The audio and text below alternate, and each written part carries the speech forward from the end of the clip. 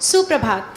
हिंदी पखवाड़ा के अंतर्गत चल रही गतिविधियों में आज हास्य कविता पाठ प्रतियोगिता में आप सभी का हार्दिक स्वागत है। प्रतियोगिता तो ये है, पर यहाँ प्रतियोगी नहीं सहयोगी हैं। कविता मन के भावों को व्यक्त करने का सबसे सुंदर और मनमोहक माध्यम है और हास्य रस आज की इस तनाव भरी जिंदगी में सुकून के एक झोंके जैसा है, जिससे दुख ध्वस्त और मन मदमस्त हो जाता है। आज की इस प्रतियोगिता में निर्णय लेने का कठिन कार्यभार उठाने के लिए डॉक्टर अर्चना और श्री सुमित अरोड़ा जी से का मैं बहुत आभार प्रकट करना चाहूंगी। कविता पाठ के लिए प्रत्येक प्रतियोगी को 4 मिनट का समय दिया जाएगा। कविता स्वयं रचित होना अनिवार्य नहीं है। मूल्यांकन कविता में व्यक्त विचारों, प्रस्तुति, भाषा के प्रयोग और प्रभाव के आधार पर किया जाएगा। तो आज का कार्यक्रम आरंभ करने के लिए पहले गैर शैक्षिक वर्ग से मैं स्वागत करना चाहूंगी श्री मनोज कुमार जी का। आप सभी को मेरा सादर प्रणाम। मेरा नाम मनोज कुमार है और मैं सहायक पेशेवर ग्रंथालय विभाग में कार्यरत हूँ। मैं ये कहना चाहता हूँ कि आज के दौर में लगभग सभी व्यक्ति कुछ न कुछ समस्याओं से ग्रसित हैं।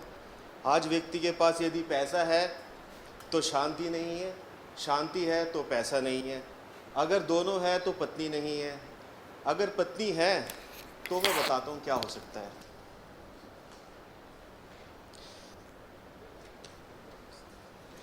मेरी कविता का शीर्षक है 21वीं सदी की पत्नी का महिमा गान।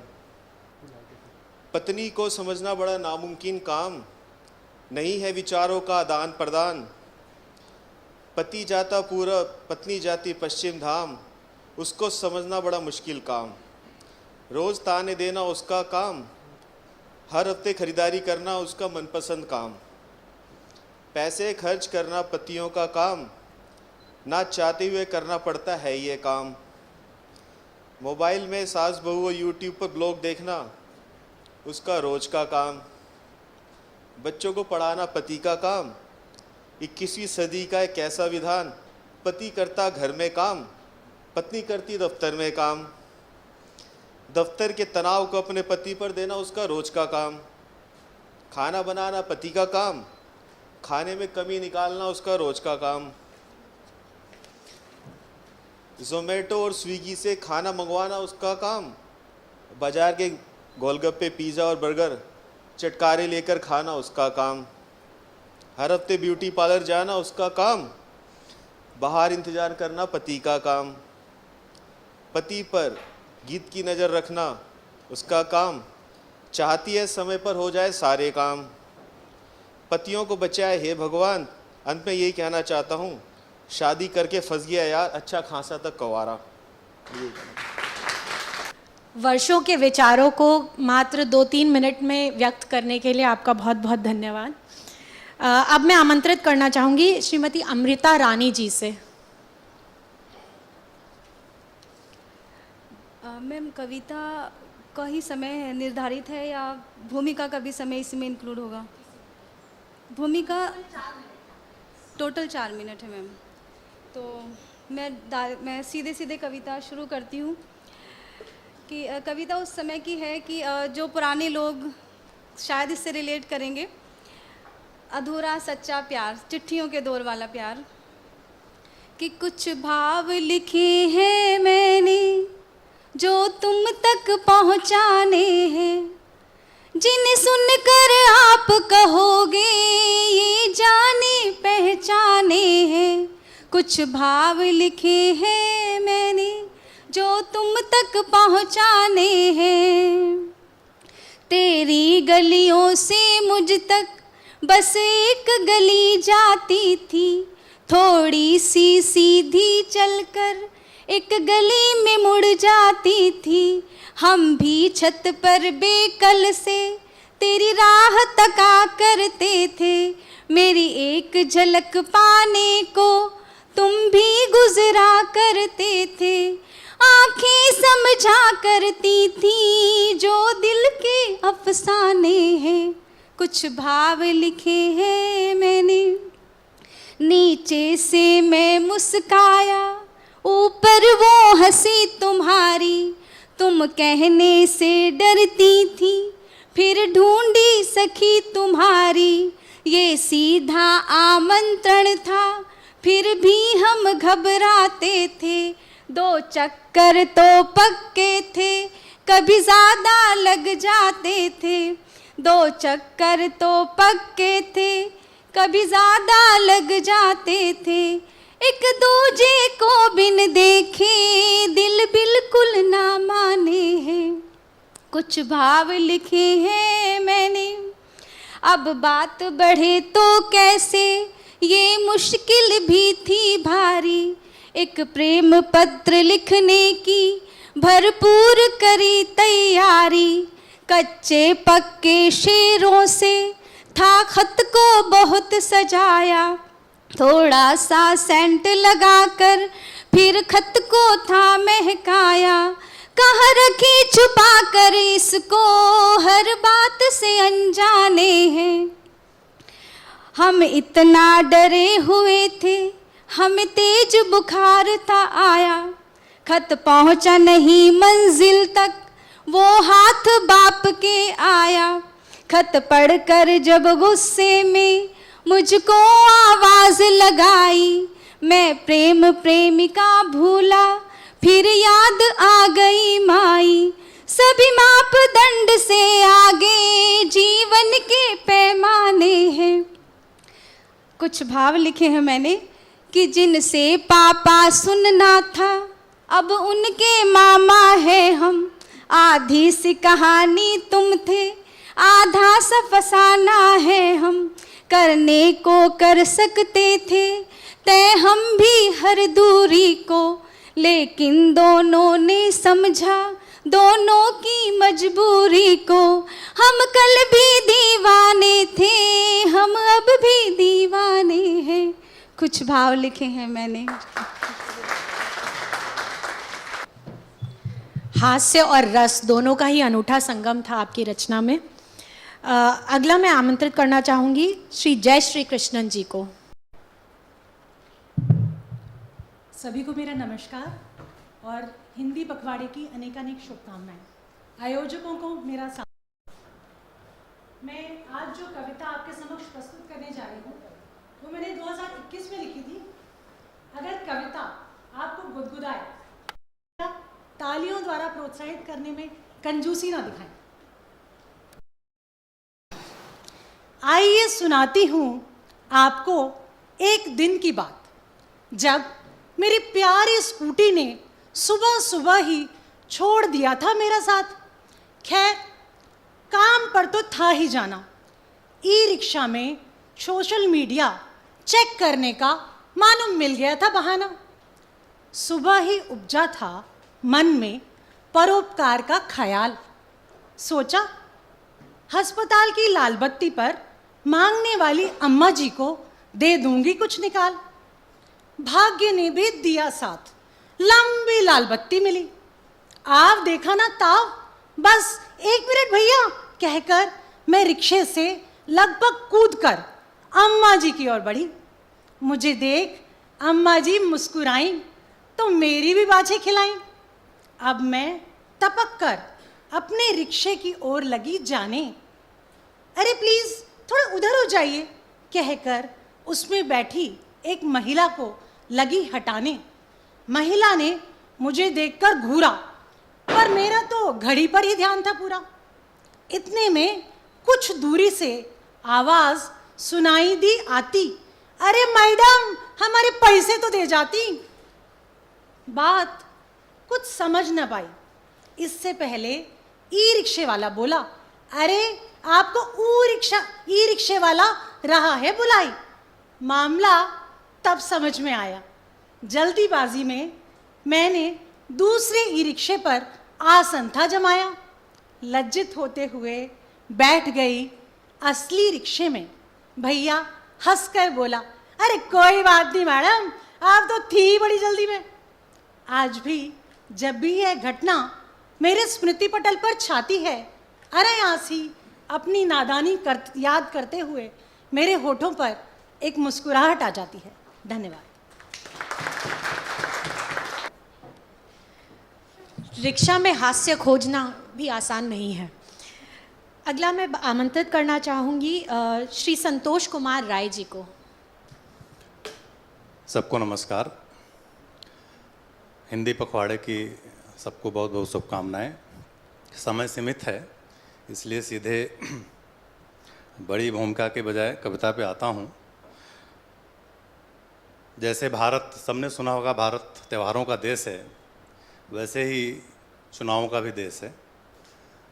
कभी राष्ट्रीय स्तर पर, कभी राज्य स्तर पर, कभी निकायों का चुनाव, तो कभी अभी जैसे हमारे डुको का चुनाव, बहुत सारे चुनाव होते रहते हैं। तो शीर्षक है सत्ता में आने दो। मेरे तो जब चुनाव होता है तो वोट मांगने के लिए हर नेता अपने अपने तरीके से अपनी बातों को जनता तक पहुंचाने की कोशिश करता है, जिससे कि उसे मत मिले। तो सत्ता में आने दो। मेरे मीठी गोली वाले भाषण से भागेगा भूत समस्याओं का, मेरे मीठी गोली वाले भाषण से भागेगा भूत समस्याओं का। मेरे वक्तव्य सुन ले तो झगड़ा मिट जाए कर्मी और प्रशासन का। एक बार, बस एक बार सत्ता में आने दो। जिनको ओपीएस ना मिल सका, जिनको ओपीएस ना मिल सका, घर उनके सेवानिवृत्ति के दिन पेंशन भिजवा दूंगा। मैं सेवक हूँ, मुझको भी थोड़ा पुण्य कमाने दो। बस एक बार सत्ता में आने दो। ये वोट मांगने की सारी जुगत है। मेरे आश्वासन का टानिक मिल जाए अगर, गामा पहलवान को चित कर दे पेशेंट पुराना टीबी का। मरियल से कर्मियों को मीठे वादों का जूस पिलाने दो। एक बार, बस एक बार सत्ता में आने दो। जैसे देश के विपक्ष ने जातिगत जनगणना करवाने की ठानी है, वैसे ही अलग अलग कर्मियों की गणना करवा दूंगा। जो कम संख्या में होंगे उनको खड्डे में फेंक बहुसंख्यक को गले लगा लूँगा। एक बार, बस एक बार सत्ता में आने दो। उलझन बेरोजगारी की पल भर में सुलझा दूंगा। भर्ती तुरंत निकल जाएगी, नियुक्ति भी करवा दूंगा। भर्ती तुरंत निकल जाएगी, नियुक्ति भी करवा दूंगा। दो अपने रिश्तेदारों को लगवा दूंगा। बस एक बार सत्ता में आ जाने दो। हाँ में हाँ मिलाने वालों को ऊंची कुर्सी दिलवा दूंगा, मुंसिफ तक बनवा दूंगा। व वर्ग के योग्य हों फिर भी बंगला दिलवा दूंगा। ईमानदार कर्मठ लोगों की घेराबंदी करवा दूंगा। सही छोड़ गलत का बोलबाला करवा दूंगा। एक बार, बस एक बार सत्ता में आ जाने दो। मत मुझको देना, एक बार सत्ता में आ जाने दो। जो भ्रष्ट कुकर्मी हो जाएगा उसको बरी करा दूंगा। चाहे कितने भी घिसे पिटे हों सेवा वृद्धि करवा दूंगा। उम्र कितनी भी हो जाए मगर सेवा मुक्त न होने दूंगा। रोजगारों की बेरोजगारी रोकन को सारी जुकत लगा दूंगा। बस एक बार सत्ता में आने दो। बस एक बार सत्ता में आने दो। फिर होकर बेधड़क मनाएंगे जश्न यूनियन बनाने का। कुछ बैक पाइपर, कुछ जानी वाकर होंगे, कुछ ताश के होंगे पत्ते। फिर से जनता बनेगी मूर्ख। खोकर खुशी मनाने दो, हमको खुशी मनाने दो। बस एक बार सत्ता में आने दो। Thank you. ये शुद्ध रूप से स्वरचित है। आसपास और समाज को देखते हुए मैंने लिखने की कोशिश करी थी। सत्ता की चाह का अत्यंत व्यंग्यमय चित्रण करने के लिए आपकी यह कोशिश बहुत ही सराहनीय है। इसके उपरांत मैं आमंत्रित करना चाहूँगी श्री सुशील कुमार जी को अपनी रचना लेकर आएं। आदरणीय प्रिय साथियों, आप लोगों को हिंदी पखवाड़ा की ढेर सारी शुभकामनाएं। मैं सुशील कुमार सामुदायिक चिकित्सा विभाग में स्वास्थ्य निरीक्षक के पद पर तैनात हूं।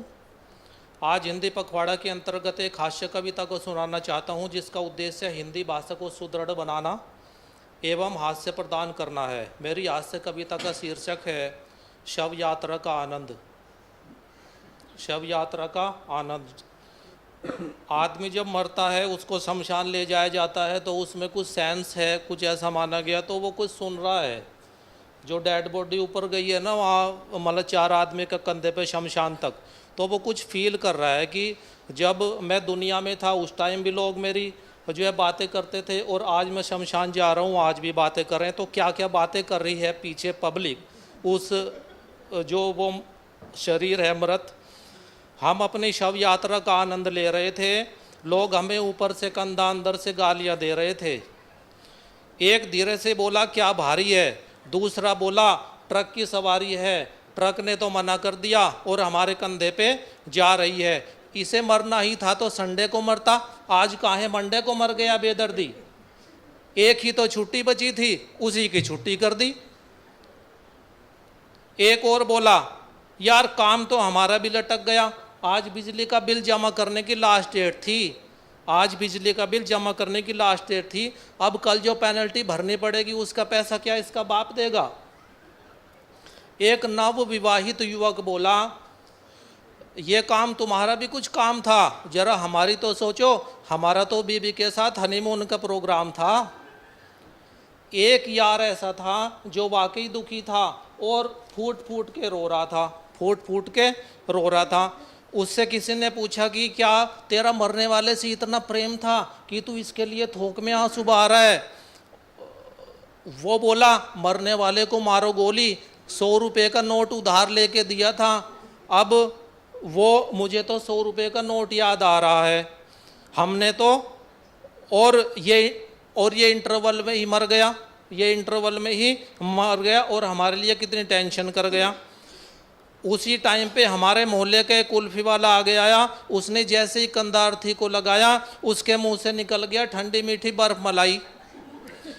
और जो पीछे से एक आदमी बोला कमाल है भाई, यहाँ भी धंधा, आप कंधा लगा रहे हो कि दुकान लगा रहे हो कि वो जो कंधा। वो कुल्फी वाला बोला अक्षमा करें, मुंह से निकल गया तो क्या करें। ऐसा नहीं है कि मैं शव यात्रा के कायदे कानून नहीं जानता, लेकिन इस कमबख्त मुंह को क्या करूं जो नहीं मानता। दोस्तों जून का महीना था, हर आदमी पसीना पसीना था। एक अर्थी डहू बोला क्या भयंकर धूप है, क्या भयंकर धूप है। दूसरा बोला मरने वाला भी खूब है, ये मरा भी तो जून में, और इस समय तो आदमी को होना चाहिए था देहरादून में। ये थोड़े दिन और इंतजार करता तो जनवरी में ना मरता, आराम से हम भी घर भाग लेते और आग में बैठ के ताप लेते। भला जून का महीना भी मरने के लिए कितना बोर है। कोई बोला हाँ यार सर्दी में मरने का तो मजा ही कुछ और है। फिर कोई पीछे से आवाज आई अच्छा बड़े भाई आप तो जनवरी में ही मरेंगे। फिर वो बोला नहीं हम फरवरी में जाएंगे, क्योंकि जनवरी में हमारा इंक्रीमेंट भी लगता है, जनवरी में हमारा इंक्रीमेंट भी लगता है। कहीं हिंदुस्तानी कर्मचारी अपनी वेतन वृद्धि छोड़कर जाता है क्या? शायद तभी किसी को दूर से शमशान दिखाई दिया, वो जोर से चीखा राम नाम सत्य है और हम त्रस्त हैं। एक अधमरा बोला भैया मर तो हम रहे हैं, मुर्दा तो अपनी जगह मस्त है। धन्यवाद। व्यंग सत्य का आईना भी है, यह आपकी रचना से भली भांति उजागर हुआ है। इसके बाद मैं बुलाना चाहूंगी श्री विकास अरोड़ा जी को, अपनी कविता सुनाएं। आदरणीय सभी श्रोतागण को मेरा हास्य रूप वाला नमस्कार। मेरी कविता का शीर्षक है कृपा वाले बाबा। कल एक दोस्त ने मुझसे पूछा यार क्या करूं, आजकल काम में बहुत मंदा है।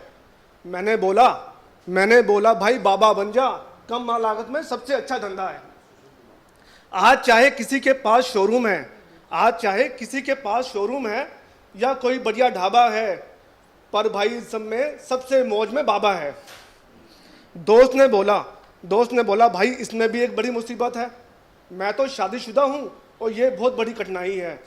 मैंने बोला भाई तू बस एक से घबरा गया, यहाँ तो बाबाओं की 3-4 लुगाई हैं, यहाँ तो बाबाओं की कई लुगाई हैं।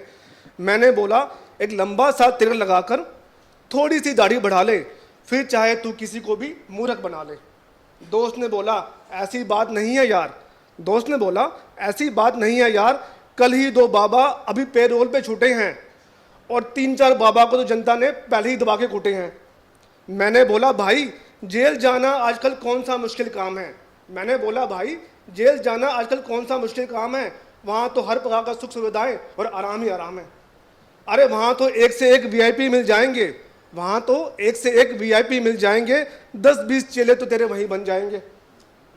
अब तू बस एक काम कर, एक भगवान को पकड़ ले, उनकी सारी कथाएं मुँह जुबानी रट ले, और तो और 2-4 आरती और संस्कृत के श्लोक याद कर लियो, और अगर ढोल मंजीरे वाले की जरूरत पड़े तो भाई मुझे पार्ट में रख लियो। वैसे भी जनता को तो आंख मूंद कर केवल गर्दन ही हिलानी है, उन्हें नहीं पता कौन मूर्छित पड़ा है और बूटी किसको लानी है। उन्हें नहीं पता कौन मूर्छित पड़ा है और बूटी किसको लानी है। अरे यहाँ तो कई लोग भंडारा खुलने की वाट में रहते हैं, और एक आध तो ऐसे भी हैं जो जूते चप्पल चुराने की फिराक में रहते हैं। मुझे याद है एक मंच पर महिला ने कृपा वाले बाबा से ऐसी प्रीति लगाई थी, भाई साहब उसने तो 15 मिनट बाबा की चरण पादुका नहीं छोड़ी। उसने तो 15 मिनट बाबा की चरण पादुका नहीं छोड़ी। चेले ने बोला बाबा अब तो इन पे कृपा बरसा दो। चेले ने बोला बाबा अब तो इन पे कृपा बरसा दो। बाबा बोले पहले मेरी इनसे चरण पादुका छुड़वा दो। आज कृपा तो आजकल चुटकियों में बरस जाती है। आजकल कृपा तो चुटकियों में बरस जाती है। मात गोलगप्पे डोसा खिलाकर तकदीर बदल जाती है। मात गोलगप्पे डोसा खिलाकर तकदीर बदल जाती है। वैसे भी जनता भी आजकल इस बात पे राजी है, किसी का फेवरेट समोसा है तो किसी को पसंद पाव भाजी है। लेकिन इसका मतलब ये नहीं आप कुछ भी खाएंगे, आराम तो उसको तभी आएगा जब कृपा वाला बाबा बताएंगे। अगर तेरी ये दुकानदारी चल गई भाई, अगर तेरी ये दुकानदारी चल गई तो फिर राजनीति में भाग्य आजमाना है। अगर तेरी ये दुकानदारी चल गई तो फिर राजनीति में भाग्य आजमाना है।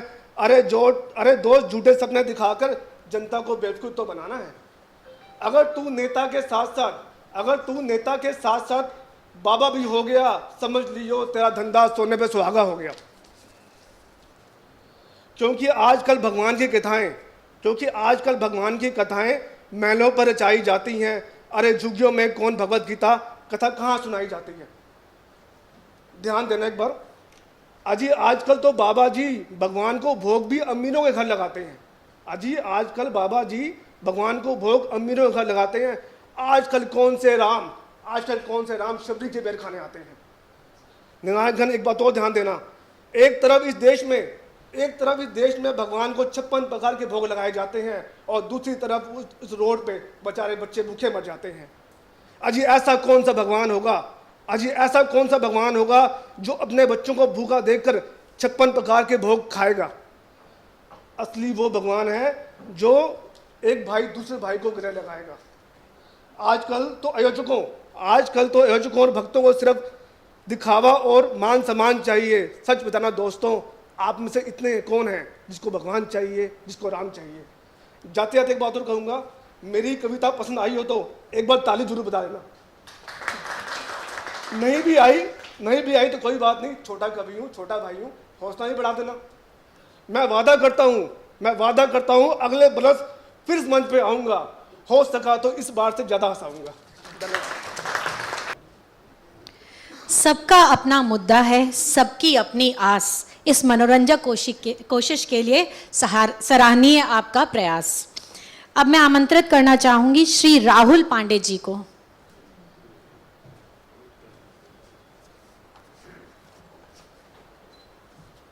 नमस्कार, मैं राहुल पांडे, प्रयोगशाला सहायक भंडार। मेरा विभाग है केंद्रीय भंडार। हिंदी पखवाड़ा कविता हास्यरस प्रतियोगिता में अमुक कवियों द्वारा रचित कविता के संकलन को लेकर मैं आप सबके सम्मुख प्रस्तुत हुआ हूँ। आशा है आपको आनंद आएगा। तो लीजिए। गांव में कैसे एक नया टीवी खरीदा गया और एक बुजुर्ग की मृत्यु हो गई। नया टीवी जब घर में खरीदा गया, हाथ में रिमोट ले पसर गए बाबूजी। शब्दों को समझिए, पसरना, बैठे नहीं, पसर गए। नया टीवी जब घर में खरीदा गया, हाथ में रिमोट ले पसर गए बाबूजी। भोर सुबह 4 बजे से धर्म की बात सुन, आस्था की नदी में उतर गए बाबूजी कि वसन विहीन तनु तरुणी को देख देख वस्त्र वसन वसन विहीन तनु तरुणी को देख देख बाल रंगवा के संवर गए बाबूजी और ईटीवी बीटीवी देखने के चक्कर में बड़ा ब्लड प्रेशर गुजर गए बाबूजी। अब मृत्यु में भी हंसी हो सकती है, कवि के अलावा तो ऐसा कोई सोच नहीं सकता। तो प्रतियोगिता में भाग लेने से पहले मैं अपने कवि मित्र के पास कुछ सुझाव के लिए गया, मैं यानी छोटा कवि और बड़े कवि। तो मैंने मित्र से कहा आप मेरे छंदों पर जरा गौर करें जो मैंने संकलित करी हैं। तो वो बोले कहो। तो मैंने कहा सुनिए कि पिताजी ने बेटे को बुलाया पास में बिठाया, बोले आज राज की मैं बात ये बताऊंगा और शादी तो है बर्बादी मत करवाना बेटे, तुमको किसी तरह मैं शादी से बचाऊंगा। और बेटा मुस्कुराया बोला ठीक फरमाया डैड, बेटा मुस्कुराया बोला ठीक फरमाया डैड, मौका मिल गया तो मैं भी फर्ज ये निभाऊंगा और शादी मत करवाना तुम कभी जिंदगी में, मैं भी अपने बच्चों से यही बतलाऊंगा। फिर तुरंत ही मैंने दूसरा छंद दाग दिया उसके ऊपर। मैंने कहा एक नए अखबार वाले सर्वे कर रहे थे और मैंने कहा मैं भी खूब अखबार लेता हूँ और जागरण भास्कर केसरी और हरिभूमि हिंदी हो या अंग्रेजी सबका सच्चा क्रेता हूँ। और पत्रकार बोला इतने को कैसे पढ़ते हो, पत्रकार बोला इतने को कैसे पढ़ते हो। और मैंने कहा ये भी बात साफ कर देता हूँ, पढ़ने का तो कोई भी प्रश्न ही नहीं है साहब, मैं कबाड़ी वाला हूँ तौल कर लेता हूँ। तो तभी कविवर के पास एक नेताजी आ गए और नेताजी ने कुछ ऐसे कहा, एक हास्य कवि जी के पास एक नेता आया, बोला हंसाने की कला हमें भी सिखाइए। और कवि ने कहा कि योगासन है अलग मेरा, सुबह 4 घंटे आप भी लगाइए। कवि ने कहा कि योगासन है अलग मेरा, सुबह 4 घंटे आप भी लगाइए। बुद्धि तीव्र हो जाएगी नाचने लगेगा मन, बुद्धि तीव्र हो जाएगी नाचने लगेगा मन, सीख लीजिए न व्यर्थ समय गवाइए। और नेताजी ने कहा कवि राज बतलाओ योग, कवि बोला यहाँ आके मुर्गा बन जाइए। तो मैंने भी बिना समय गवाए एक नया छंद तुरंत ही ठोक दिया क्योंकि नेताजी तो गुस्से में चले गए। और मैंने कहा कवि जिमी मंच पर भूखा जिमी लंच पर, जिमी सरपंच पर न्याय का खुमार है। कवि जिमी मंच पर भूखा जिमी लंच पर, जिमी सरपंच पर न्याय का खुमार है। कामदेव मन पर मन गोरे तन पर, जिमी मूलधन पर ब्याज अखबार है। जो बिकता है अखबार तो बड़ा मजा आता है उस पैसे का। तो जिमी मूलधन पर ब्याज अखबार है। पंडा जिमी घाट पर आलसी जो खाट पर, पंडा जिमी घाट पर आलसी जो खाट पर, चंबल की बाट पर जैसे बट मार है। और स्वान स्वान अर्थात कुत्ता, स्वान जिमी गेट पर स्वान जिमी गेट पर, काला धन सेठ पर, जो मंत्री जी कहते हैं मंत्री जी के पेट पर बैठा भ्रष्टाचार है। और वो बोले हमारे मित्र ने बोला वाह क्या कहा आपने, मुझे तो ऐसा लगता है कि आपको ही न मुर्गा बनाना पड़ जाए। तो मैंने कहा बस एक अंतिम सौंदर्य रस पे भी बचा हुआ है। तो उन्होंने कहा जल्दी ख़त्म करो।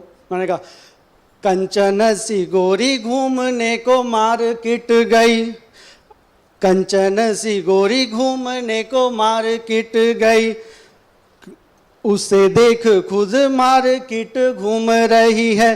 कंचन सी गोरी घूमने को मार्केट गई, उसे देख खुद मार्केट घूम रही है। कवियों ने कहा स्वर्णिम उषा सुंदरी है, कवियों ने कहा स्वर्णिम उषा सुंदरी है, किरणों का पहने किरीट घूम रही है।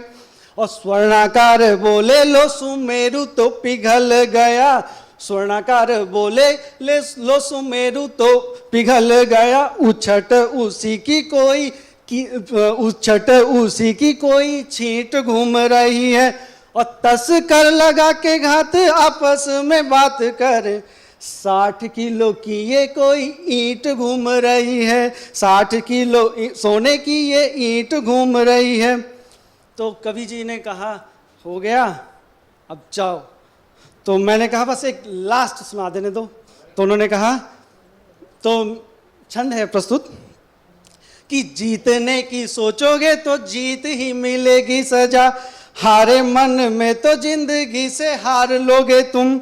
और किसी मनोवैज्ञानिक का मैंने ये लेख पढ़ा, किसी मनोवैज्ञानिक का मैंने ये लेख पढ़ा, जैसी धारा में बहोगे वैसी धार लोगे का तुम। मैंने कहा मैं तो लखपति होना चाहता हूँ, मैंने कहा मैं तो लखपति होना चाहता हूँ। पत्नी ने कहा फिर कैसे सार लोगे तुम, एक पत्नी के पति सलीके से हो ना सके, लखपति होके क्या तीर मार लोगे तुम। अंत में वो बोले चुप हो जा, हिंदी के कातिल और हास्य के कातिल। तब मुझे बहुत तेज गुस्सा आया अपने मित्र पर, और मैंने बोला हास्य रस सुने के भी टस से न मस हुआ, सरस लगी हो तो हास्य रस सुने के भी टस से न मस हुआ, सरस लगी हो तो व्यंग ही तू कस दे। और नहीं धन नहीं मांगता सुमन नहीं मांगता, मैं नहीं चाहता हूँ मुझे यश का कलश दे। गागा के सुनाई मैंने तुझे कविताई भाई, भूल हुई अब ना सुनाऊंगा बकस दे।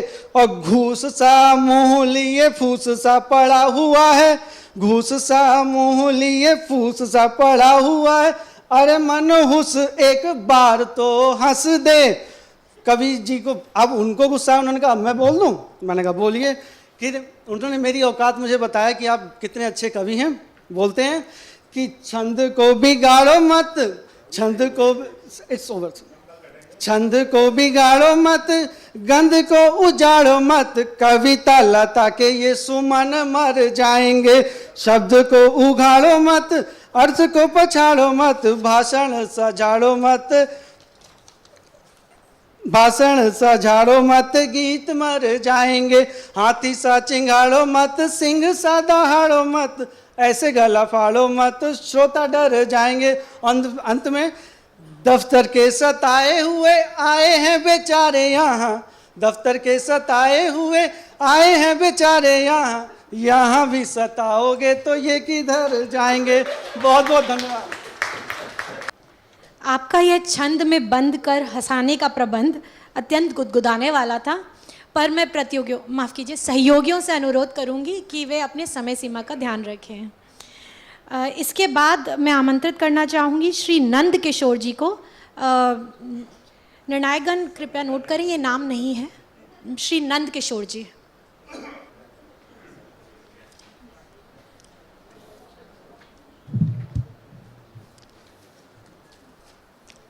आदरणीय मंच संचालिका सहित इस दर्शक दीर्घा में उपस्थित सभी लोगों को जानदार और शानदार प्रणाम। आज जो मैं कविता का पाठ करने जा रहा हूँ, इसका शीर्षक है भाग्य। जब लड़का नया नया कॉलेज में प्रवेश करता है तो वो ढूंढता है उस चेहरे को जिसे देख के वो 4 साल गुजार सके,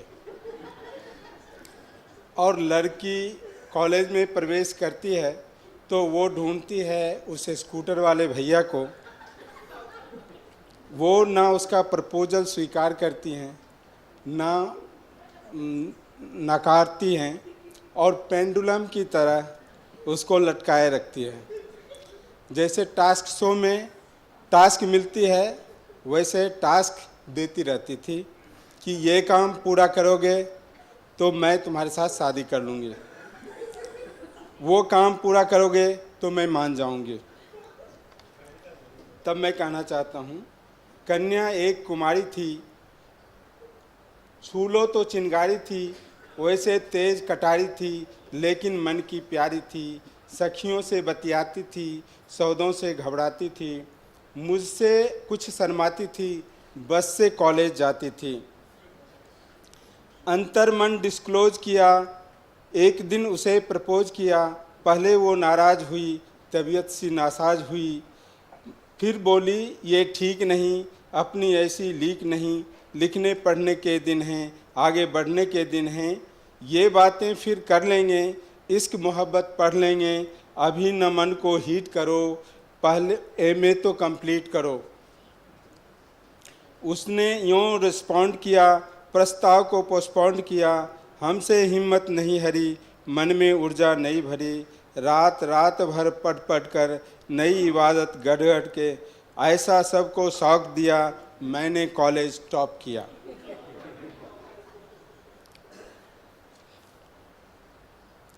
ऐसा सबको शौक दिया, मैंने कॉलेज टॉप किया।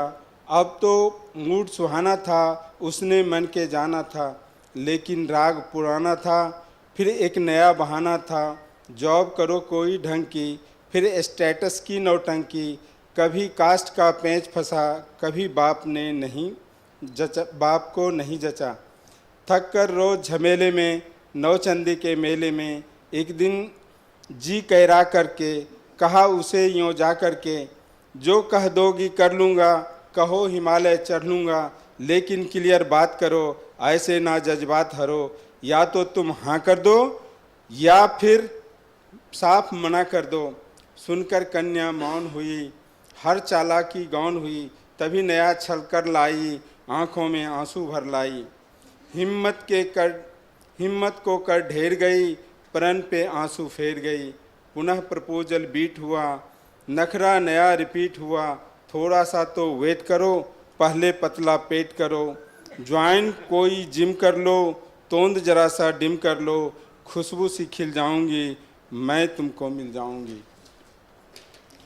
3 साल का वादा कर, निज क्षमता से ज़्यादा कर, हीरो जैसी बॉडी से, डैशिंग वाली रॉडी से, बेहतर फिजिक बना लूँ ना लूँ, 6 पैक बना ना लूँ, सुस्त नहीं सूरत नहीं दिखाऊंगा, तुझको नहीं सताऊंगा। रात भर दिन श्रम करके, खाना पीना कम करके, रूखी सूखी खाके, सरपट दौड़ लगा करके, सोने सी काया कर ली, फिर मन में ऊर्जा भर ली, उसे ढूंढने निकल पड़ा, किंतु प्रेम में खलल पड़ा। चुन्नी बांध के छल्ले में, किसी और के छल्ले में, वो जूही की कली गई, किसी और की गली गई, शादी करके चली गई, हाय रे किस्मत चली गई। थका थका हारा हारा, मैं बदकिस्मत बेचारा, पल में दुनिया घूम लिया, हर फंदे पे लूम लिया, कभी मिली तो पूछूंगा, अपनी आंसू पोछूंगा, क्यों मेरा दिल तोड़ गई, प्यार जताकर छोड़ गई। कुछ दिनों के बाद वो दिखाई देती है, कुछ दिनों के बाद दिखाई दी, वो आवाज़ सुनाई दी, छोड़ा था नौचंदी में, पाई सब्जी मंडी में, कैसा हुआ लूप सुनो, उसका अनुपम रूप सुनो, वो जो एक छरहरी थी, कंचन देह सुनहरी थी, अब 2 की महतारी थी, तीजे की तैयारी थी। उलझे उलझे बाल हुए, फूले फूले गाल हुए, इन भी ढंगों छालों ने, दिल के फूटे छालों ने, सपनों में विष घोला था, एक हाथ में झोला था, एक हाथ में मूली थी, खुद भी फूली फूली थी। बिदना के ये खेल बरे, देख रहा था खरे खरे, तभी अचानक सधे हुए, 2 बच्चों से लदे हुए, चिक चिक से कुछ थके हुए, बाल बाल सब पके हुए, एक अंकल जी प्रकट हुए। दर्शन कितने विकट हुए, 52 इंच का कमरा था, इसी कली का भमड़ा था। तूफानों ने पाला था, मुझसे ज़्यादा काला था, मुझसे अधिक उदास था वो, केवल 10वीं पास था वो। रानी साथ मदारी के, फूटे भाग्य बिचारी के, घूरे मेला लूट गए, तितली के फट टूट गए, रचा स्वयंवर वीरों का, मंडप मांडा जीरो का, गरम तवे पे फैल गई, किसी खुरसट के गैल गई। गरम तवे पे फैल गई, किसी खुरसट के गैल गई, बिना मिले वापस आया, कई दिनों तक पछताया, अब भी अक्सर रातों में कुछ गहरे जज्बातों में पिछली यादें ढोता है, सबसे छुप कर रोता है। मुझ में क्या कम था ईश्वर, किस्मत में गम था ईश्वर, अब भी आंसू बहते हैं, भाग्य इसी को कहते हैं। धन्यवाद। हाँ ना और उसके बाद की शायरी और इस असमंजस का व्यंग्यपूर्ण वर्णन बहुत ही मनोरंजक था। मैं पुनः आग्रह करूंगी समय सीमा का ध्यान किया जाए। इसके बाद मैं आमंत्रित करना चाहूँगी श्री सौरभ गुप्ता जी को। सभी हिंदी प्रेमियों को मेरा नमस्कार। मैं सौरभ गुप्ता आपके सामने एक कविता पेश कर रहा हूँ जो पूरी तरीके से स्वसर्चित है, स्वरचित नहीं, स्वसर्चित। कविता का शीर्षक है पहलवान महमूद जी। मैं भी अपनी दुकान खोल लेता हूँ। पहुँचे एक दुकान पर पहलवान महमूद, औंट रहा था चकाचक भरी कढ़ाई दूध। भरी कढ़ाई दूध नहीं अंटी में पैसे, सोच रहे थे दूध पिए तो पिए कैसे।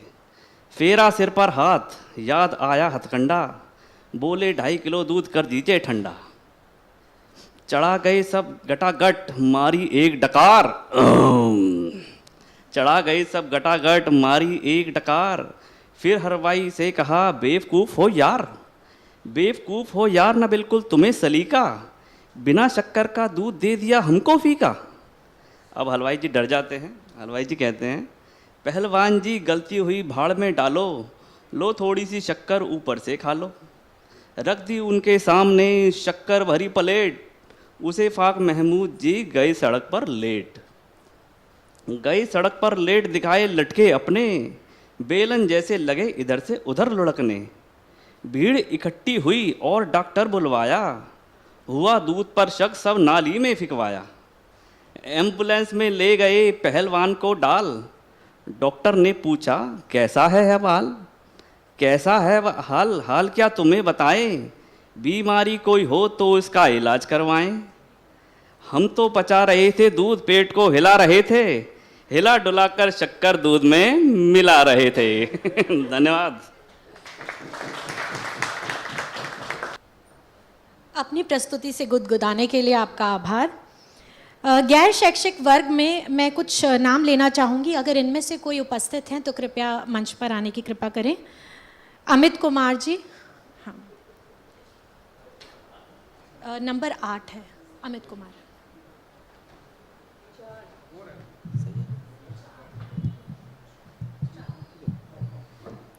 सुप्रभात। सर्वप्रथम आप सभी को हिंदी दिवस की शुभकामनाएं देता हूं और आपके सामने एक स्वरचित कविता को पढ़ता हूं जिसका शीर्षक है लाचार पति।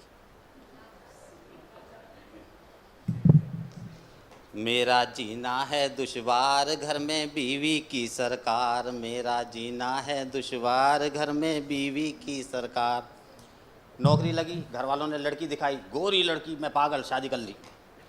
कैसे?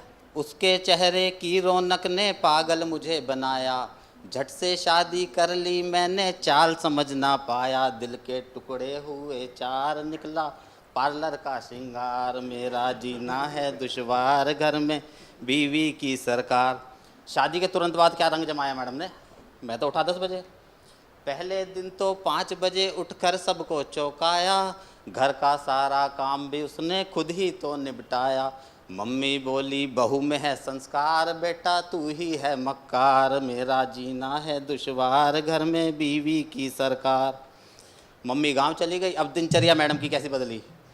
रोज सवेरे उठकर वो तो जिम करने को जाए, झाड़ू पोछा मैं करता जब तक वो वापस आए। 40 मेरा वजन रह गया, वो 90 कर गई पार। मेरा जीना है दुश्वार, घर में बीवी की सरकार। मॉडर्न कितनी है, सादा खाना नहीं बनाती, बस डाइटिंग की है चर्चा। रोटी सब्जी भूल गए, बस फैशन का है खर्चा। घर में कपड़ों की भरमार, महीना चलती नहीं पगार। मेरा जीना है दुश्वार, घर में बीवी की सरकार। फिर एक दिन दोस्तों से बात हुई, दोस्तों ने चढ़ा दिया कि हम तो घर में मतलब राजा हैं। एक दिन गुस्से में आकर मैं घर जाके गुर्राया, उसने सामने आकर मुझको आंखों से निपटाया, जीभ अंदर घुस गई यार वो लगती बाली का अवतार, मेरा जीना है दुश्वार घर में बीवी की सरकार।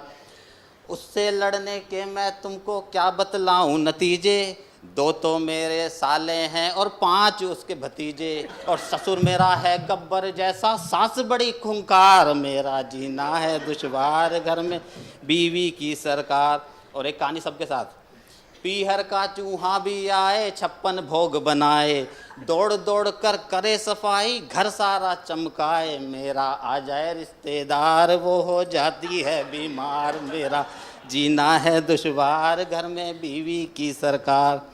औरों के सामने गऊ है कैसे, उससे जो भी बातें कर ले वो मोहित हो जाए, घर में तो वो चीख के बोले बाहर नरमी से बतियाए, वो है गजब की कलाकार बीवी 2 धारी तलवार, मेरा जीना है दुश्वार घर में बीवी की सरकार। और गुस्सा मैडम का, गलती जो मैं कुछ कर दूं वो घंटों तक चिल्लाए, फिर भी गलती ना मानूं बच्चों में मार लगाए, चलाती आंसू का हथियार में खुद को कहती है लाचार, मेरा जीना है दुश्वार घर में बीवी की सरकार।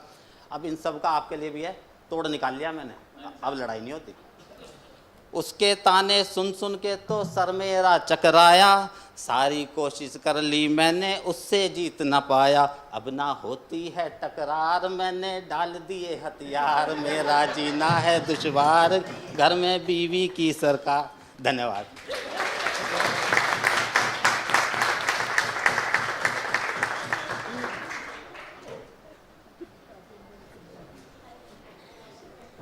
घर की व्यथा की अत्यंत ही रोचक कथा। अगला मैं आमंत्रित करना चाहूंगी श्री प्रमोद कुमार बरोलिया जी को, श्री गगन सिंह, श्री हर प्रसाद जी। व्याख्यान सभागार में बैठे महान कवियों, मेरी कविता का शीर्षक है भूखे भेड़िए। स्वरचित कविता है, जहाँ न पहुँचे रवि वहाँ पहुँचे कवि। उत्तर प्रदेश के बहराइच में आजकल भेड़िए आए हुए हैं और जंगल में वर्षा हो रही है, तो वर्षा होने के बाद नदियों में पानी बढ़ जाता है, उसी के ऊपर मेरी कविता। वर्षा की बड़ी कहानी है, जंगल में पानी पानी है, जंगली जानवर त्रस्त हुए भगने की उन्होंने ठानी है। जंगल से 5 भेड़ियों का झुंड मानव बस्ती की ओर बढ़ा, मुर्गा खाया बकरी खाई बच्चे बूढ़ों पर झपट पड़ा। मानव रक्त उनके मुंह जब लगता है, उनका स्वाद और अधिक फिर बढ़ता है। जंगल में पानी पड़ता है, नदियों में पानी बढ़ता है। यूपी के बहराइच में भेड़ियों ने उत्पात मचाया है, योगी जी को पता चला गुंडों से ज़्यादा उत्पात मचाया है। योगी जी ने वन विभाग और पुलिस प्रशासन को आदेश दिया, इन भेड़ियों को पकड़ो, जनमानस की करो सुरक्षा का आदेश दिया। 4 भेड़िए पकड़ लिए हैं, उनमें है एक लूना पत्नी है भेड़िए की। 4 भेड़िए पकड़ लिए हैं, उनमें है एक लूना, शेरू पकड़ा बिल्लू पकड़ा पकड़ लिया है छूना। लूना बड़े सरदार की पत्नी, अल्फा जिसका नाम है, रह गया अकेला जंगल में जिसका रास्ता दिखाना काम है।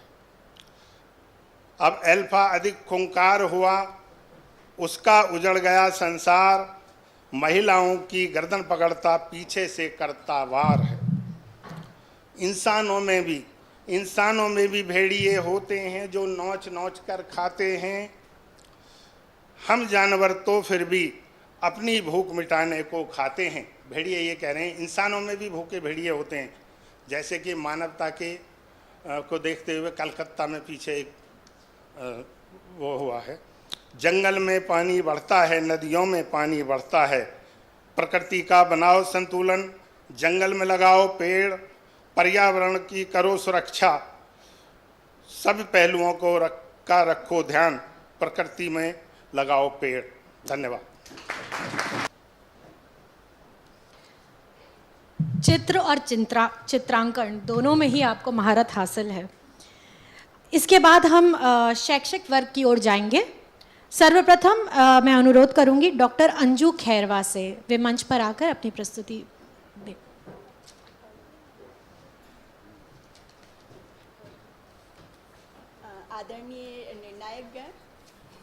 आदरणीय निर्णायकगण, संचालिका महोदया और सभी श्रोतागण को मेरा प्रणाम, सुप्रभात। मेरी कविता का शीर्षक है मैं एक ओस की बूंद हूँ। ये कविता मेरी बचपन की यादों से जुड़ी हुई है। जब बचपन में खेतों में काम करने जाती थी तो इनसे मुलाकात करती थी और उस मुलाकात को मैंने कविता के रूप में लिखा है और मैं पहली बार कविता में भाग ले रही हूँ। आशा करती हूँ आप लोगों को पसंद आएगी। मैं एक ओस की बूंद हूँ, मैं एक ओस की बूंद हूँ, मैं सुबह की पहचान हूँ, मैं सुबह की पहचान हूँ, हर चेहरे की मुस्कान हूँ, मैं एक ओस की बूंद हूँ। सूरज की पहली किरण की दस्तक हूँ, सूरज की पहली किरण की दस्तक हूँ, सुबह के 7 रंगों की रौनक हूँ, मैं ओस की बूंद हूँ, मैं एक ओस की बूंद हूँ। तितली के पानी की पहली घूंट हूँ, तितली के पानी की पहली घूंट हूँ, मधुमक्खी के शहद की एक बूंद हूँ, मैं एक ओस की बूंद हूँ। पेड़ों के पत्तों पे इतराती हुई, पेड़ों के पत्तों पे इतराती हुई, घास की पत्तियों पे लहराती हुई, मैं एक ओस की बूंद हूँ। किसी के छूने से घबराती हूँ, किसी के छूने से घबराती हूँ, दिन की बढ़ती धूप से थर्राती हूँ, मैं एक ओस की बूंद हूँ। हिंदी पखवाड़े में आने का हौसला रखती हूँ, हिंदी पखवाड़े में आने का हौसला रखती हूँ, सबकी प्रशंसा पाने की अपेक्षा करती हूँ, मैं एक ओस की बूंद हूँ, मैं एक ओस की बूंद हूँ। धन्यवाद। बहुत ही सुंदर रचना। इसके बाद हमारे बीच आ रहे हैं डॉक्टर अरविंद कुमार।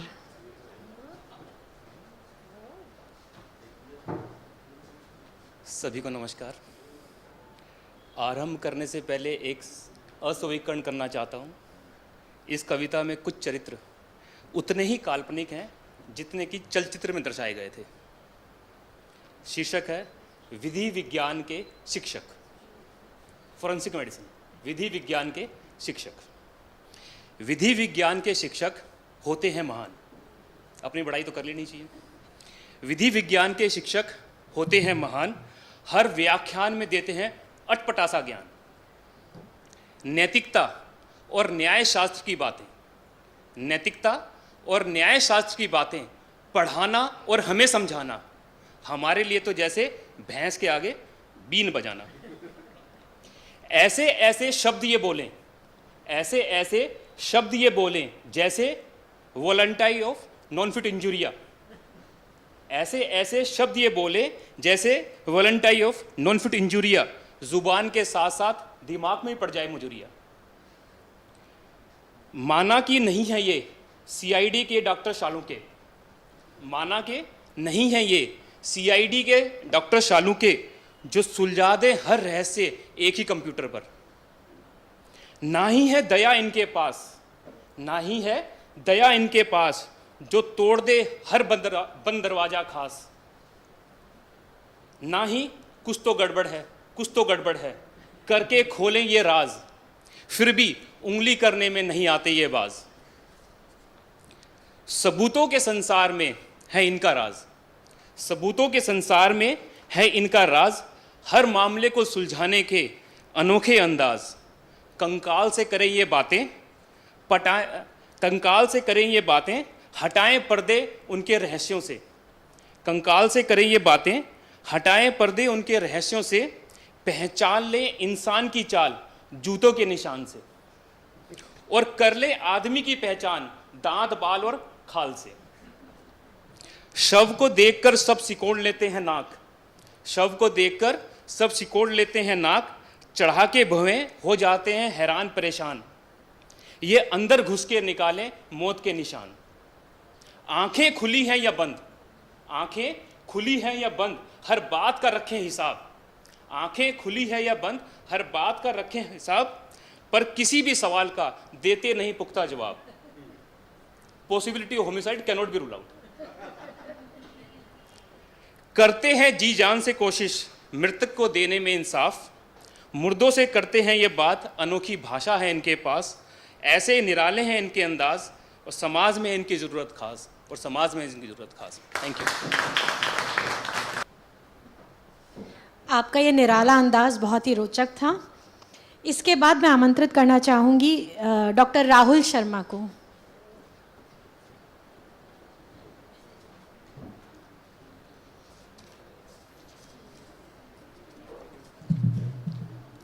जय हिंद, सुप्रभात।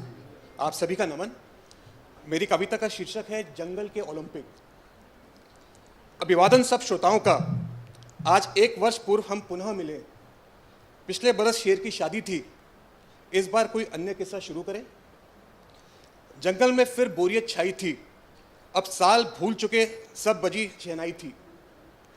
महाराज शेर चिंतित थे, गंभीर थे, क्योंकि वो जानते थे कि जब प्रजा बोर हो तभी वो करतब दिखाती है।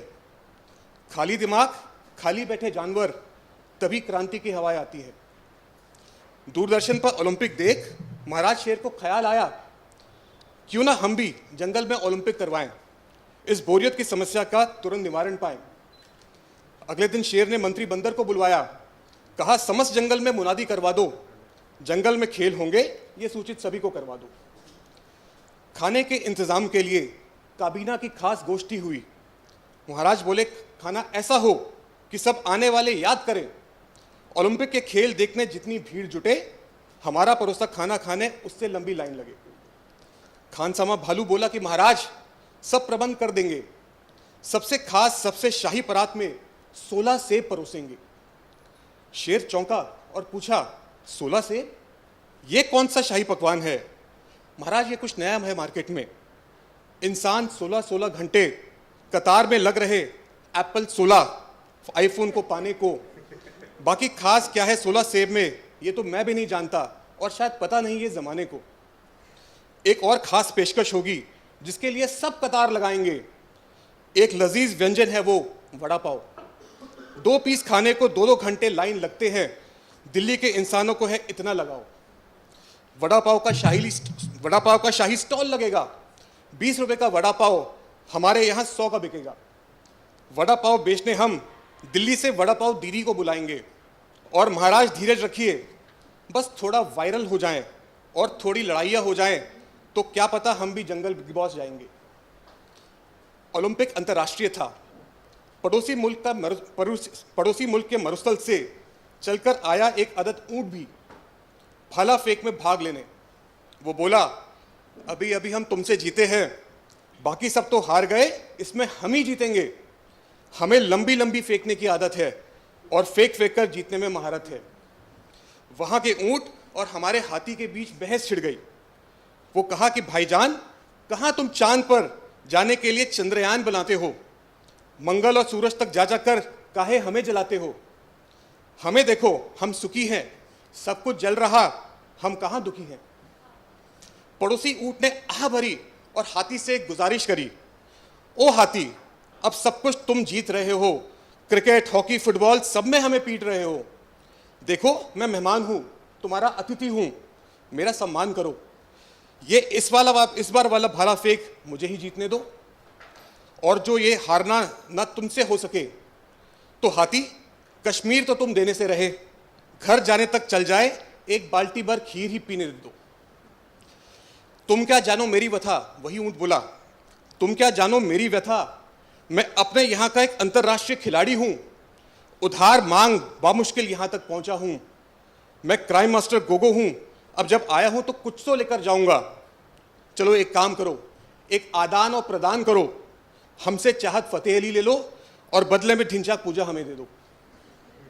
सबका मानना था कि जंगली बिल्ली ही जिम्नास्टिक में जीतेगी, पर बिल्ली बोली मैं तो हूंगी ही नहीं, मुझे अति आवश्यक कुछ काम है, जाना पड़ रहा फुलेरा गांव अभी। वो क्या है? सचिव जी 3 साल से क्वांट में अटक रहे हैं, मैं CAT कैट उनकी मदद करूंगी, करने CAT कैट की पढ़ाई, और फिर फुलेरा में सड़क भी तो बनवानी है, हाथों हाथ ये समस्या सुलझानी है कि आखिर प्रधान जी पे गोली किसने चलाई। 100 मीटर दौड़ के लिए जानवरों के आए आवेदन बढ़े, सिर्फ चुनिंदा सर्वश्रेष्ठ भागे, इसके लिए बने नियम कड़े। सबसे ज्यादा घोड़ों और गधों ने फार्म भरा था, क्योंकि आवेदकों की भीड़ बड़ी थी। यह हुक्म हुआ दौड़ से पहले एक पेपर होगा कि दौड़ने के बारे में कितना जानते हो। इस चयन के बाद ही दौड़ के लिए सिलेक्शन होगा। घोड़ों द्वारा कड़ा विरोध जताया गया। अरे दौड़ कर जीतना है, पेपर लिखना क्या जरूरी है? पर हुक्मरानों ने एक नहीं सुनी, ऐलान किया परीक्षा में प्रैक्टिकल से पहले होना थ्योरी जरूरी है। पेपर का नतीजा आया तो सबका सर चकराया। घोड़े दौड़ने के बारे में खास नहीं जानते थे, सारे गधे घास खा खा कर पेपर पास हो गए। इस विचित्र समाचार की सनसनी अभी थमी ही थी कि एक ब्रेकिंग न्यूज ने भूचाल मचा दिया। जंगल टीवी में एक स्टिंग ऑपरेशन प्रसारित हुआ कि दौड़ का एग्जाम का पेपर था लीक हुआ। जंगल टीवी की पत्रकार मैना देवी बड़ी ही निर्भीक जुझारू थी। उन्होंने पेपर के प्रिंटर विकी कबूतर को उलझाया, अपनी मीठी बातों में लगाया और कहा, ये गधे घोड़ों से कैसे जीते, मुझे बता दो विकी प्लीज। विकी कबूतर ने पेपर लीक का सारे राज खोल दिया। ये सब फर्जीवाड़ा है, बेफिक्री में बोल दिया। एक खास बात पर ध्यान दीजिए, घोड़े पीछे रह गए क्योंकि पेपर लीक हो गया, और पेपर लीक की बात खुली बस क्योंकि विकी लीक हो गया। बस इतनी ही कहानी थी जो सब आपको बतानी थी। अब मैं अपनी जीवा को आराम देता हूं, जंगल के ओलंपिक को विराम देता हूं। पर ठहरिए, शीर्षक था जंगल के ओलंपिक। फिर से मैंने ओलंपिक की तैयारी ही बताई। ओलंपिक हुए कैसे ये गाथा आपको नहीं सुनाई। तो पिछली बार भी कौन सा शेर की शादी तक बात पहुंची थी, शादी की तैयारी पे ही पूरी कविता निपटाई। जो आखिरी वाक्य है, जो बात पहले थी वही इस बार ही यथा है, जो बात पहले थी वही इस बार ही यथा है। नेटफ्लिक्स का अंशदान तो लोगे नहीं, सब मुझे पता है। ओलंपिक देखते हैं तो अपने अपने टीवी खोलिए, जंगल डीडी स्पोर्ट्स पर खेलों का प्रसारण देखिए। जय यूसीएमएस, जय हिंद। धन्यवाद। पिछली बार की तरह इस बार भी जंगल के दंगल का बहुत ही सुंदर चित्रांकन। इसके बाद मैं आमंत्रित करना चाहूँगी डॉक्टर अपर्णा कपूर।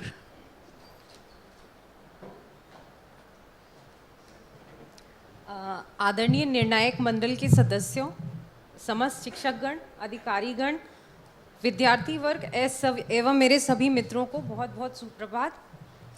आज मैं आपके सामने एक कविता प्रस्तुत करने जा रही हूँ जिसका शीर्षक है नेताजी और हॉकी। तो ये कविता की रचना इसलिए की गई क्योंकि जैसे हिंदी हमारी राष्ट्रभाषा है, पर हमें उसके उद्धार करने के लिए हिंदी दिवस मनाना पड़ रहा है, ऐसे ही हॉकी हमारा राष्ट्रीय खेल है। लेकिन हम सब देखते क्रिकेट हैं और सारे भारतवासी क्रिकेट के पीछे इतने पागल हैं कि हॉकी का कप्तान कौन है इसका नाम भी शायद कुछ ही लोग बता पाएंगे। तो प्रस्तुत कविता ऐसे ही एक नेताजी पे आधारित है जिन्हें हॉकी के बारे में कुछ ज़्यादा ज्ञान नहीं था। एक अनपढ़ नेताजी जिन्हें खेलों के बारे में नहीं था ज्ञान, उन्हें एक हॉकी के खेल में बुलाया गया ससम्मान। खेल समाप्त हुआ, आयोजकों ने उन्हें पुरस्कार वितरण के लिए मंच पर बुलाया। नेताजी ने पुरस्कार देने से पहले खिलाड़ियों व दर्शकों से फरमाया, अब सुनिए नेताजी क्या बोलते हैं।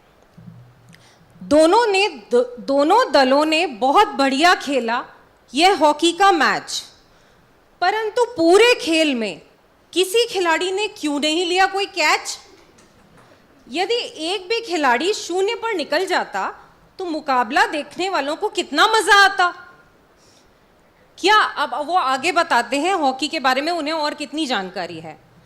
क्या आपको है ज्ञान हॉकी को क्यों कहते हैं हमारा राष्ट्रीय खेल? अरे क्योंकि इसमें खर्चा कम है, बस चाहिए अभ्यास और हुनर का मेल।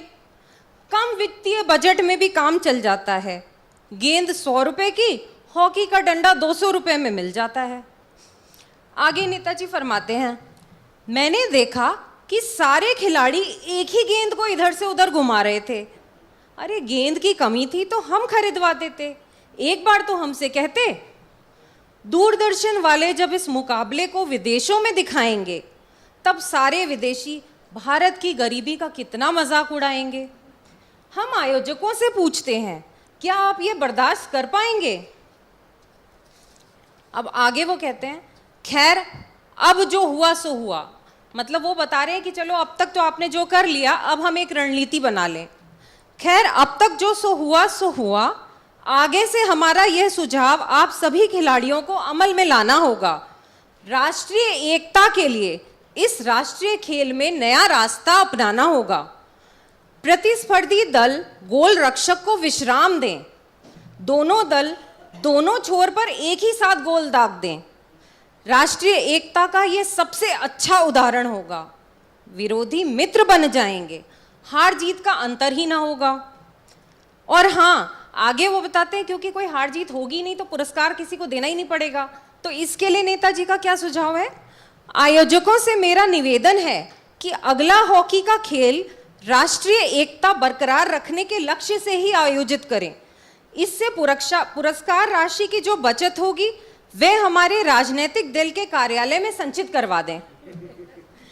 हॉकी पर प्रेरक भाषण देकर मंत्री जी ने मंच से किया प्रस्थान।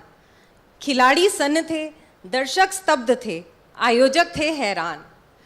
तो इसी के साथ मैं ये कहना चाहूंगी, हॉकी हमारा राष्ट्रीय खेल है और हिंदी हमारी राष्ट्रभाषा है। जय हिंदी, जय भारत। धन्यवाद। खेल खेल में आपने हमें गुदगुदाया और मिठास से कितना कड़वा सच बताया। इसके बाद मैं आमंत्रित करना चाहूँगी डॉक्टर ऋचा गुप्ता। वे उपस्थित नहीं हैं। अब हम रेजिडेंट की ओर प्रस्थान करेंगे। इसमें सबसे पहले मैं आमंत्रित करना चाहूँगी डॉक्टर संजोली पारुथी, डॉक्टर आदिल अहमद,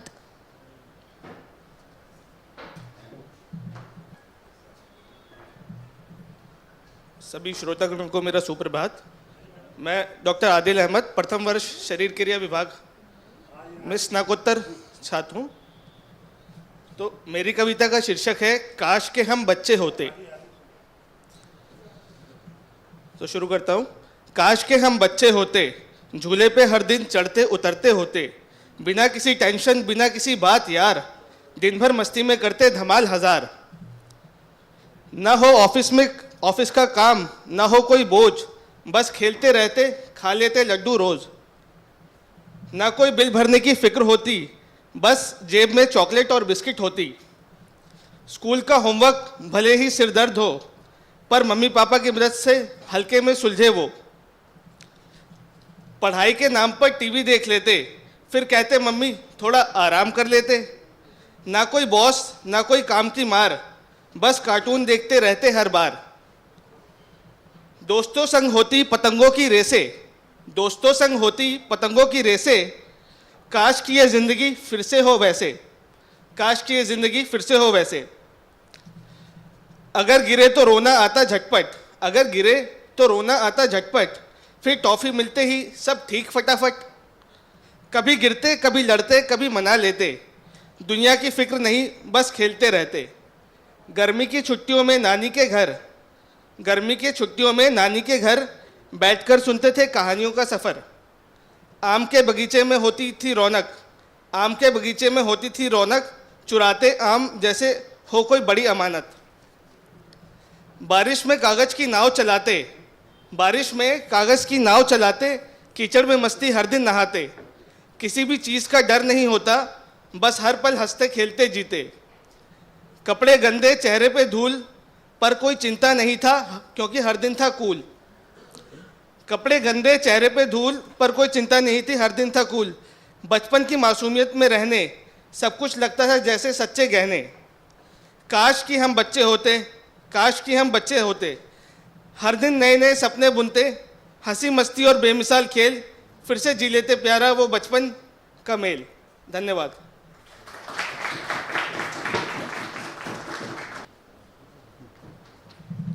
बहुत ही रोचकपूर्ण प्रस्तुति।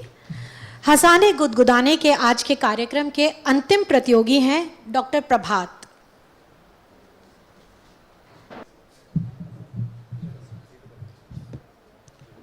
सुप्रभात। मेरा नाम डॉक्टर प्रभात है और मैं विकृति विज्ञान में कार्यरत हूँ। हम सब जानते हैं कि भारत में डॉक्टर की काफ़ी ज़्यादा कमी है। कम से कम 10 से 20 हज़ार लोगों पर एक डॉक्टर है। तो उसी को दर्शाती एक छोटी सी कहानी कविता के रूप में आप सभी के सामने प्रस्तुत करने जा रहा हूँ। ये कविता स्वरचित है। मरीजों की लगी बड़ी कतार, कौन करे हमारा उपचार। हैरान हुए ऊंचे पदों पर बैठे, कैसे चलेगा अस्पताल ऐसे। तभी किसी ने कुछ सोचा, खुला इंटरव्यू ही कर लिया जाए। बेरोजगारी के ज़माने में कुछ भलाई का काम भी किया जाए। हर समूह के लोग आए, कोई टाई लगाकर, कोई पान चबाकर। पास के जंगल में भी जब यह बात फैली तो गधे घोड़े भी आए इत्र लगाकर। पहला नंबर एक नर्तक का था, उसके आते ही बजा ढोल बाजा। रियलिटी शो समझकर वो दिल खोल कर नाचा। इतना नाचा कि उसका पैर ही फिसल गया। अस्पताल में डॉक्टर तो नहीं, पर मरीज बनकर वो वहीं ठहर गया। दूसरे नंबर पर एक बिल्डर आए, बोले मैं अस्पताल को काफ़ी लाभ पहुंचाऊंगा। मरीज भले ही ठीक ना कर पाऊं, पर सही रेट में उनके लिए 3 BHK फ्लैट ज़रूर बनवाऊंगा। किसी एक विभाग में दाखिले के लिए एक दर्जी ने अर्जी भरी। गले में इंची टेप लगाए, कैंची हाथ में लिए पहुंच गए वो सर्जरी। बोले मियाँ तजुर्बा बहुत है, बड़े तरीके और सफाई से काम किया जाएगा। सिलाई के लिए धागा जितना भी लगे वो हमारी चांदनी चौक वाली दुकान से ही लिया जाएगा। अगले नंबर पर कुर्ता पजामा पहने एक नेताजी भी आ पहुंचे।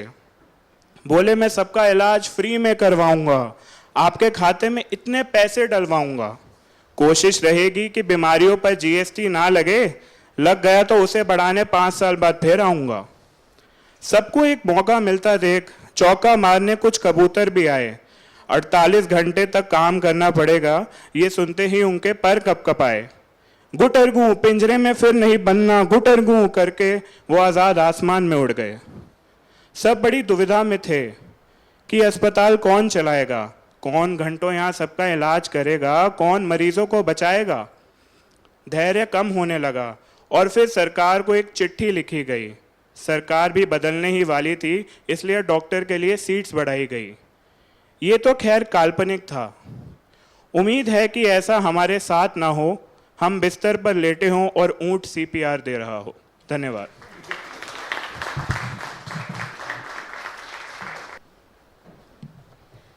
इस रोचक प्रस्तुति के साथ आज का ये कार्यक्रम यहीं समाप्त होता है। आदरणीय निर्णायकगण और उपस्थित प्रतियोगी एवं श्रोतागण, हिंदी को बढ़ावा देने की इस कोशिश में आपका योगदान बहुत ही मूल्यवान है और इसके लिए मैं डॉक्टर नेहा, दंत चिकित्सा विभाग से आपकी बहुत आभारी हूँ। 27 सितंबर को समापन समारोह में आपका इंतज़ार रहेगा और आपको परिणामों का आशा है। आपका दिन शुभ हो। धन्यवाद।